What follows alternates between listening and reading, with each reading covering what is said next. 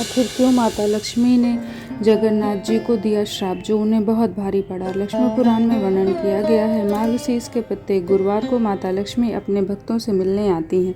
जगन्नाथ धाम से जुड़ी एक लोक कथा बहुत ही प्रचलित है। पुरी में एक निम्न जाति की महिला श्रिया रहती थी। वह बहुत ही गरीब थी और माता लक्ष्मी की उपासक थी और माता लक्ष्मी की प्रतिदिन ही पूजा और अर्चना किया करती थी और भगवान श्री जगन्नाथ के भरोसे ही अपना जीवन काट रही थी।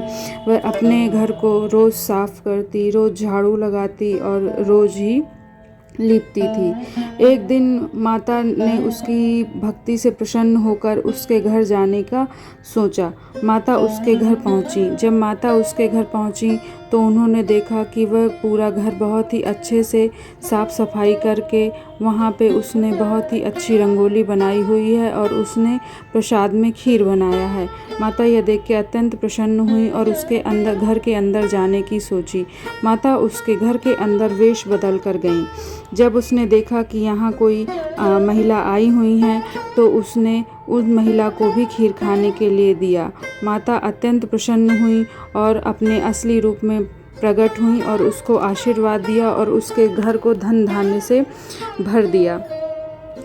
उसके बाद माता अपने श्री मंदिर को आई।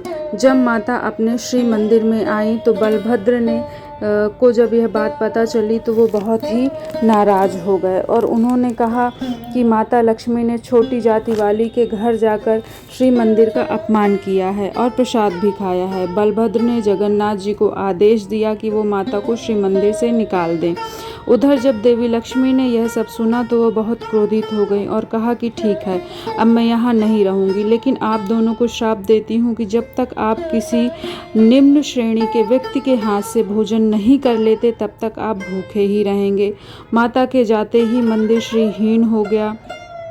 वहाँ कुछ भी नहीं बचा और जगन्नाथ और बलभद्र भी बिल्कुल ही निराश रहने लगे। और एक दिन उनको बहुत ज़्यादा भूख लगी तो देखा कि मंदिर में कुछ खाने के लिए है ही नहीं। तब उन्होंने भिक्षाटन का सोचा।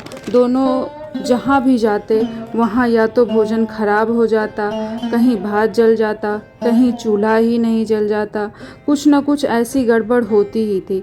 इस तरह दोनों भाइयों ने भूखे प्यासे रहते रहते 12 वर्ष गुजार दिए।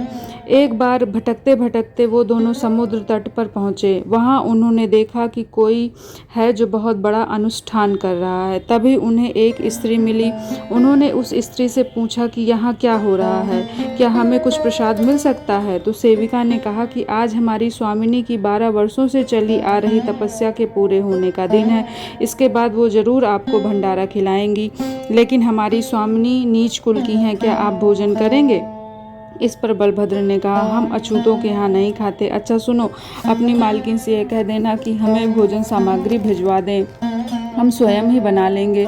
स्वामिनी जो स्वयं लक्ष्मी जी ही थी उन्होंने सामग्री तो भेज दी, लेकिन अग्निदेव को आदेश दिया कि चूल्हा जले ही नहीं, सिर्फ धुआं ही करते रहे और बिल्कुल वैसे हुआ। अब ऐसी परिस्थिति देखकर वीरभद्र जो बलभद्र थे वो बहुत ही क्रोधित हो गए और बहुत ही झल्ला गए और परेशान होकर उन्होंने सब तोड़ फोड़ डाला। अब तो वो बिल्कुल बैठ गए और उन्होंने जगन्नाथ जी से कहा, जगन क्या छोटा क्या बड़ा, मैं तो कहता हूँ कि भोजन कर ही लेते हैं। और वो दोनों वहाँ पहुँच गए। उन्होंने देखा वहाँ तो स्वयं माता लक्ष्मी ही भोजन बना रही थी। उन दोनों ने क्षमा मांगी और माता को मंदिर लेकर आ गए। माता के वापस आते ही जगन्नाथ धाम एक बार फिर श्रीयुक्त हो गया। श्री मंदिर भी वैभव युक्त हो गया। पूरा भंडार जो है वो धन धान्य से भर गया और वहाँ पे सारे भेदभाव जो थे वो मिटा दिए गए। बोलो जय जगन्नाथ।